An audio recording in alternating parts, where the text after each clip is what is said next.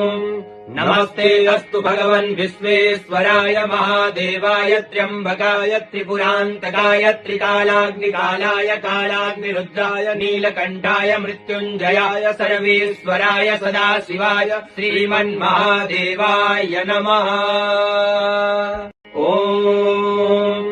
नमस्ते अस्तु भगवन् विश्वेश्वराय महादेवाय त्र्यम्बकाय त्रिपुरान्तकाय त्रिकालाग्निकालाय कालाग्निरुद्राय नीलकण्ठाय मृत्युञ्जयाय सर्वेश्वराय सदाशिवाय श्रीमन्महादेवाय नमः।